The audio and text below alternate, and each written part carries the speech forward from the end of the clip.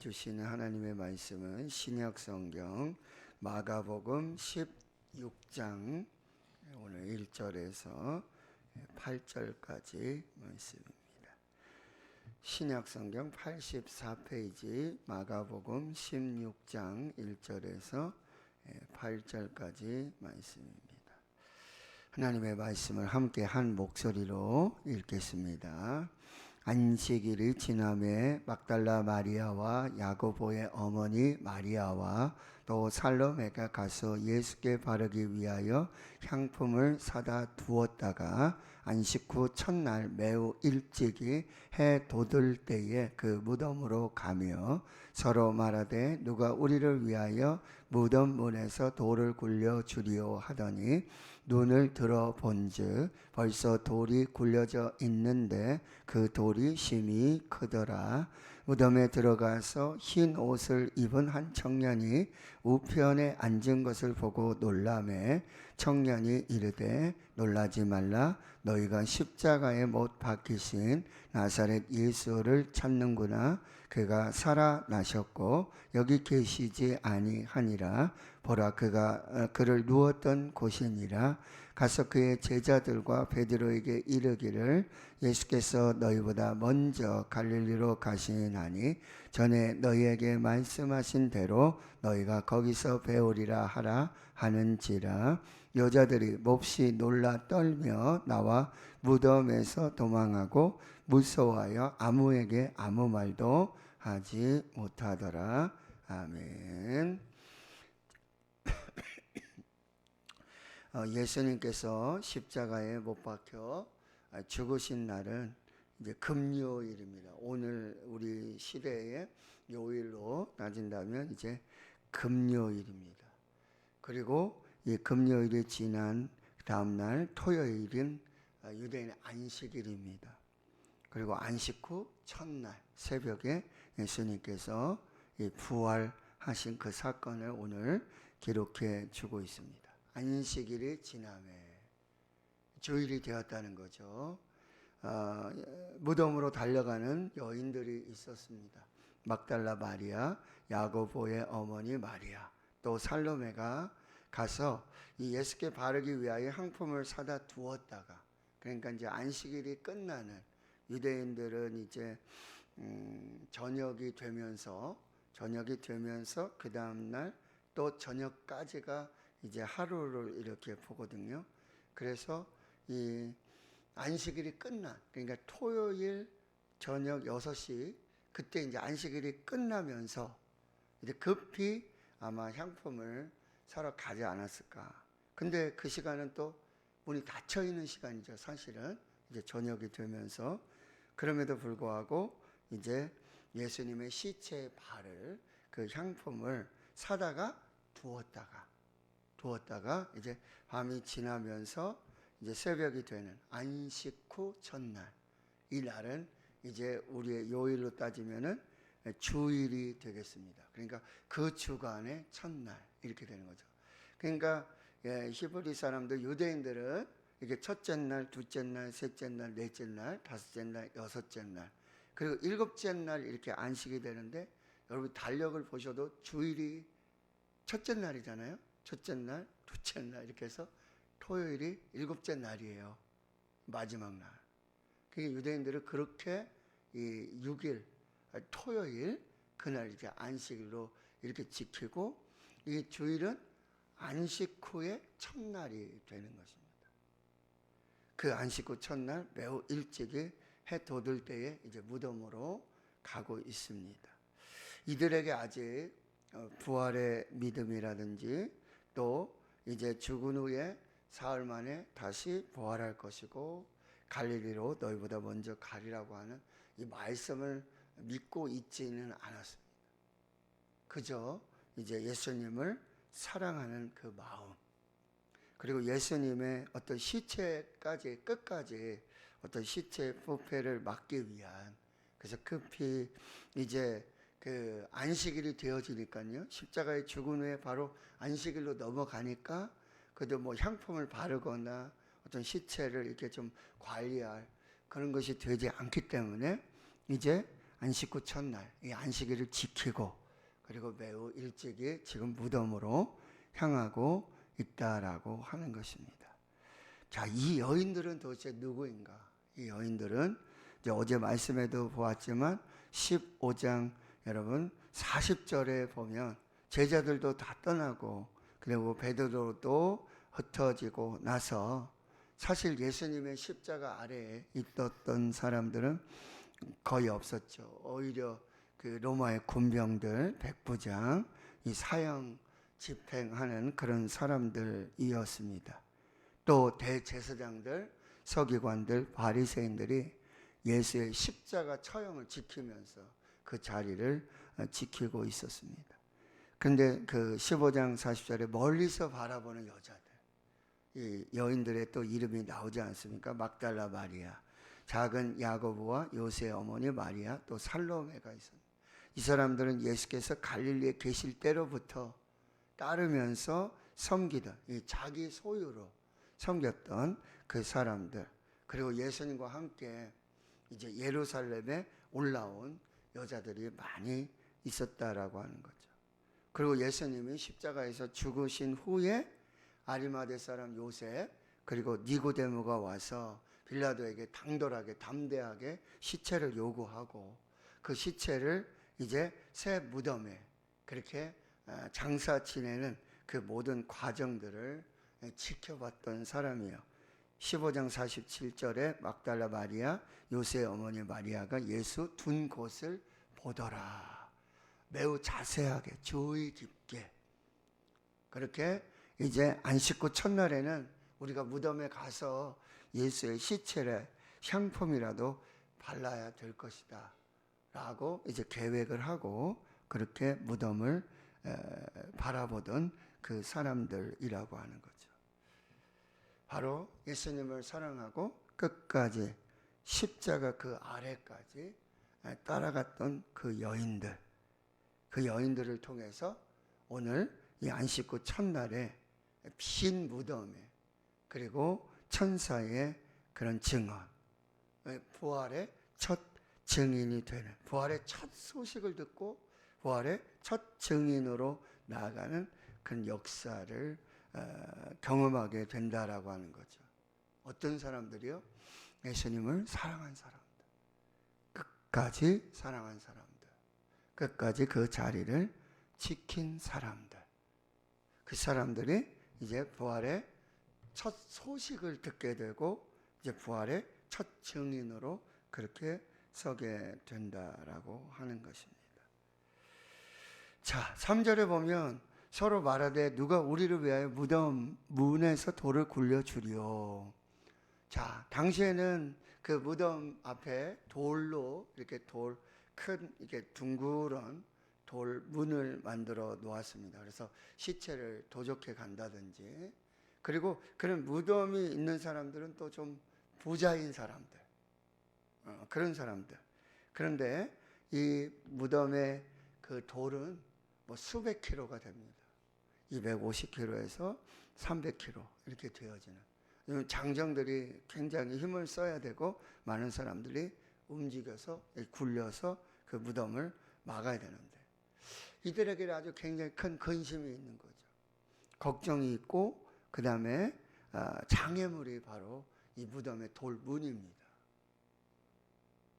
그 이야기를 여러분 보시면 무덤으로 가면서 누가 우리를 위하여 무덤문에서 돌을 굴려 주리오 하더니 이거는 미완료형이에요. 그래서 계속해서 서로 여인들끼리 얘기하는 거예요. 누가 돌문을 굴려줄까? 거기 누가 남자라도 있을까? 장정이라도 있을까? 우리 힘으로는 안 될 텐데 어쩌면 좋지. 돌문이 그대로 있으면 가도 소용이 없을 텐데 누가 돌문을 열어주지, 굴려주지? 이런 이야기를 계속 하고 있는 것입니다. 근데 4절을 보세요. 이제 눈을 들어서 멀리 무덤을 보게 되는 건데 벌써 돌이 굴려져 있는데 그 돌이 심히 크더라. 그리고 마태복음에 이제 말씀에도 보면은 여기 이 무덤을 지키던 군사들이 있었습니다. 병사들이. 그런데 돌문이 이제 굴려지고 예수가 부활하는 그 역사를 보면서 도대체 이 돌을 굴릴 만한 그런 사람들이 없었는데, 그러면서 이제 그들에게 돈을 주고 대제사장들이 제자들이 와서 도적해 갔다, 시체를 훔쳐갔다, 이렇게 말하도록 하는 이야기도 있지 않습니까?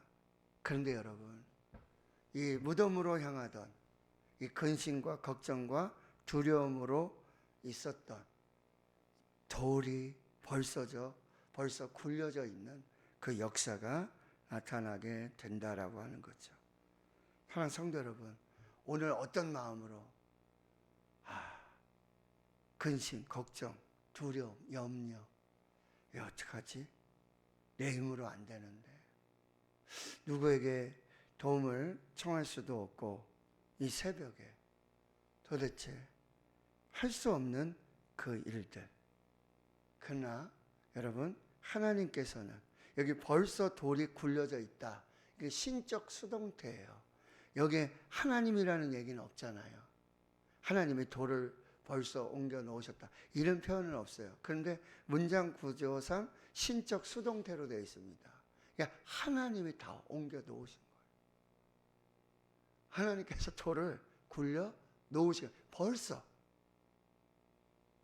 자, 저와 여러분의 근심과 걱정, 염려 앞에 있는 이 무덤을 지키는 이 돌문, 도저히 움직일 수 없고 내 힘으로 안 되는 거, 너무 걱정하지 마십시오. 너무 염려하지 마시고 두려워하지 마시고, 하나님은요 벌써 성경의 말씀에 뭐라 그래요? 너희가 무엇을 입을까, 무엇을 마실까, 뭘 먹을까 염려하고 근심하고 걱정하지 말아라. 하나님 아버지께서는 어떻게 하신다고요? 너에게 있어야 될 것을 다 아시는 거예요. 다 아세요. 미리 아세요. 그리고 그 모든 염려, 근심, 걱정들을 다 해결해 주신다는 거예요. 너희가 구하기 전에 너에게 있어야 될 것을 다 아시고, 또 어떻게 해요? 우리가 빌 바를 알지 못하죠. 로마서 8장에 26절에 어떻게 빌어야 될지, 어떻게 구해야 될지 그 빌 바를 알지 못할 때도 있어요. 그런데 어떻게 하신다고요? 성령께서 말할 수 없는 탄식하심으로 우리를 위해 친히 간구해 주시는 거죠.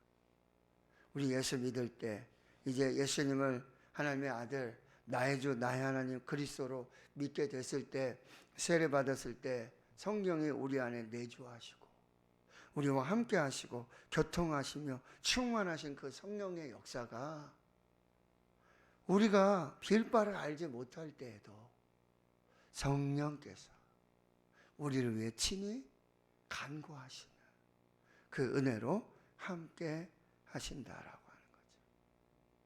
자, 여러분의 인생 앞에 우리가 옮길 수 없는, 내가 어찌할 수 없는 이 큰 돌, 이 무덤의 문을 막고 있는 이 돌, 그리고 안식 후 이 첫날이라는 이 의미는, 예수님은 십자가로 그렇게 끝나는 인생이 아니라는 거죠.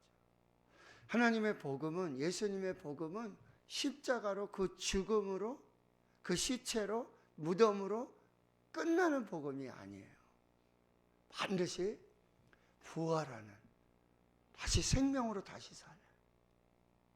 그러니까 여러분, 예수님도 죽으신 후에 3일 후에 말씀대로 부활하셨어요. 하나님이 죄와 사망의 권세를 이기시고 부활하시도록 그 능력을 부어주셨어요. 근데 예수님의 부활의 첫 열매가 되세요.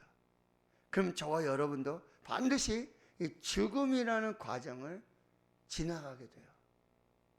사람에게 한 번 죽는 것 하나님이 정하신 거예요. 반드시 죽습니다. 근데 저와 여러분의 인생은 죽음으로 끝나지 않습니다. 죽음이 끝이 아니에요. 부활의 첫 열매 되신 예수님을 따라 저와 여러분도 부활할 줄 믿습니다. 하나님이 부활시키실 줄 믿습니다. 영원한 생명을 주실 줄 믿습니다. 이게 우리의 믿음이고 이것이 우리의 부활의 신앙이라는 거예요. 돌문이 아무리 크고요, 죽음과 이 사망의 권세가 아무리 크다 할지라도 우리는 예수님처럼, 예수님이 부활하셨던 것처럼 하나님이 예수님을 돌문을 굴리시고 그 무덤에서 부활하게 하셨던 것처럼 이 죽음이라는 과정, 이게 징검다리와 같아요. 그 죽음이, 무덤이, 시체가 끝이 아니라 반드시 부활의 생명이 시작되는 역사가 있을 줄을 믿습니다.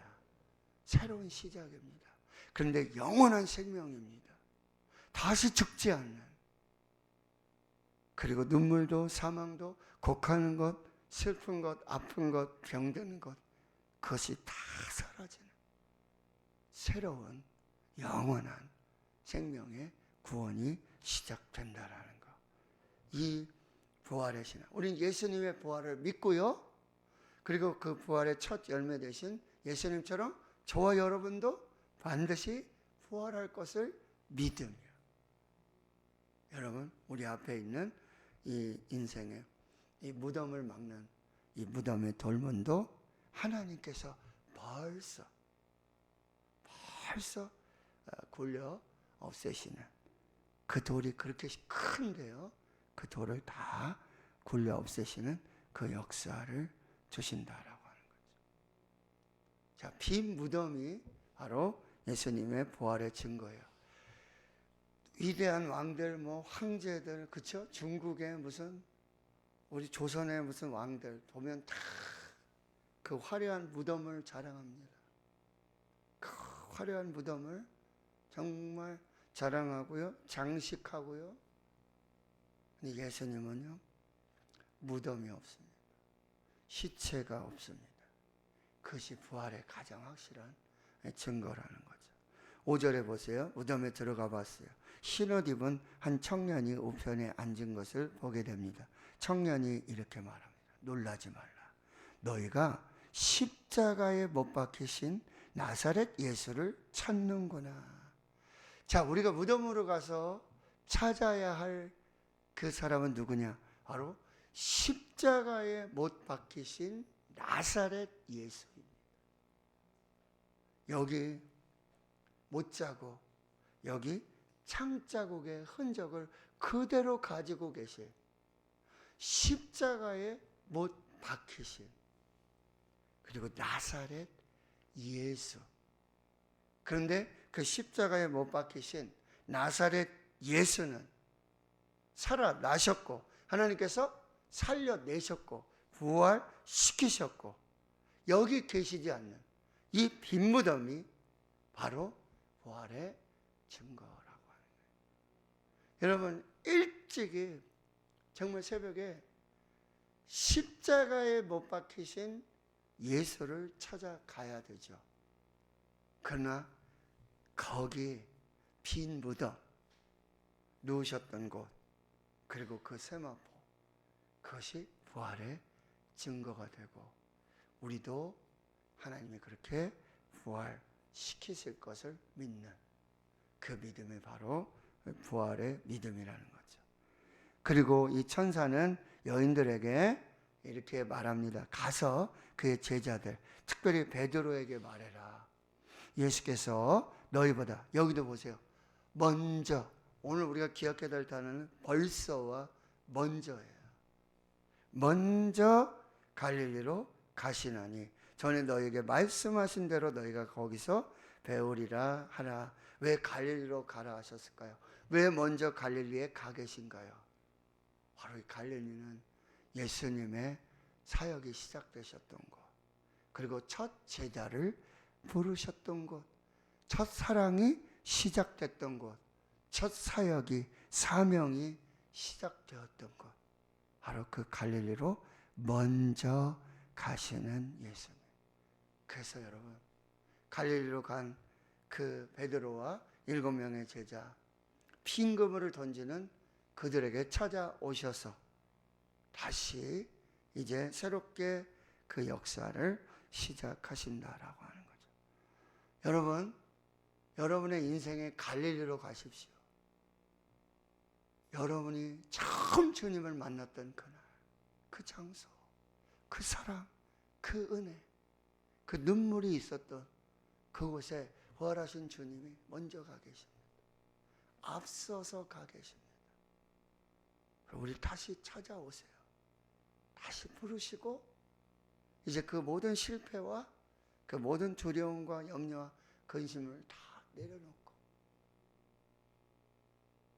이제 하나님의 거룩한 생명의 역사를 시작하게 만드신다라고 하는 것이죠.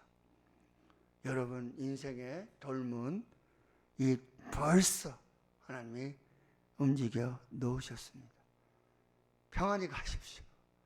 두려움 없이 가시고 기도한 대로 하나님 들으시고 응답해 주실 줄 믿고 가시고요. 여러분의 인생의 갈릴리로 먼저 가 계시고 찾아오셔서 우리를 다시 부르시고 다시 축복하시는 그 부활의 예수를 만나실 수 있기를 주의 이름으로 축원합니다. 여러분에게 이런 질문을 드립니다. 여러분 죽은 예수를 만나러 가십니까? 무덤으로 죽은 예수를 만나러 가십니까? 이제 살아 계시는 다시 부활하신 빈 무덤을 남겨두신 부활의 예수님을 만나실 수 있기를 축원합니다. 이제 무덤으로 달려가지 마시고 먼저 갈릴리로 가셔서 우리 기다리시는 그 인생의 갈릴리 앞에서 부활하신 예수님을 만나실 수 있기를 축원합니다. 주님 먼저 가 계십니다. 그러니 우리에게 이 믿음, 신뢰와 순종함으로 그 부활의 예수를 만나시고 그 부활을 사시는 귀한 은혜가 있기를 주의 이름으로 축원합니다. 아멘.